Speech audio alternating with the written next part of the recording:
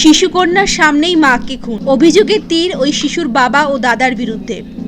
ঘটনাটি ঘটেছে সোমবার রাতে জগাছা থানার অন্তর্গত ইছাপুর এলাকায়। ওই শিশুকন্যার চাঞ্চল্যকর বক্তব্য, বাবা তার মায়ের হাত চেপে ধরেছিল, দাদা শ্বাসরোধ করে মাকে খুন করেছে। স্থানীয়রা জানায় পেশায় ব্যবসায়ী, বাবার নাম জিতেন্দ্র জয়সওয়াল। কোনো পারিবারিক কারণে তার সাথে স্ত্রী সুলেখা ও তার ছেলে শেখরের দীর্ঘদিন বিবাদ চলছিল। রাতে সুলেখা দেবীর শিশু কন্যা চিৎকারে স্থানীয় বাসিন্দারা ঘটনাস্থলে ছুটে আসেন। খবর দেওয়া হয় জগাছা থানায়। পুলিশ এসে অভিযুক্ত দুজনকে আটক করে থানায় নিয়ে যায়। নাবালিকা শিশুকন্যাকে নিরাপদ আশ্রয়ে রাখা হয়। সুলেখা দেবীর বাপের বাড়ির লোকজনকে খবর দেওয়া হয়। অভিযোগের ভিত্তিতে খুনের মামলা শুরু করেছে পুলিশ। ঘটনা বলতে আমি ছিলাম আমার বন্ধুর কাছে, আমার লাইনে, ঠিক আছে। এবারে আমাকে এখান থেকে পিয়াদা আছে, পিয়াদা ফোন করলো যে শঙ্কর, মনে হচ্ছে কিছু একটা ঘটেছে, কারণ বাচ্চাটা খুব কাঁদছে, মাম্মি চোখ খোলো, মাম্মি চোখ খোলো, ঠিক আছে।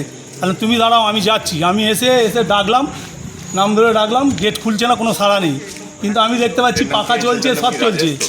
আমি সংবাদদায়ী করেছি, জগাছা থানায় ফোন করি। আমার কাছে নাম্বার নেই জগাছা থানায়, আমি 100 ডায়ালে ফোন করে জগাছা থানায় ফোন করি। করার পর জগাছা থানাকে আমি বলছে মনে হচ্ছে ওরা স্বামী স্ত্রীকে ঝগড়া হয়েছে, আবার শুয়ে পড়েছে।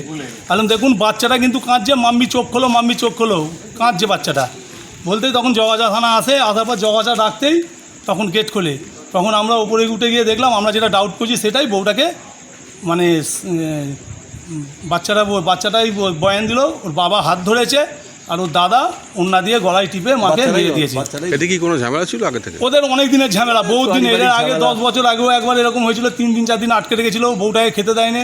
আমরা এই পাশের বাড়ির ছাদ দিয়ে উঠে বউটাকে কথাবার্তা বলুন কি খাবেন বলুন, খাবার দিচ্ছি। বউটা কোনো দিন স্বামীর ওপর কোনো দোষারোপ করেনি, কিছু করেনি, ঠিক আছে।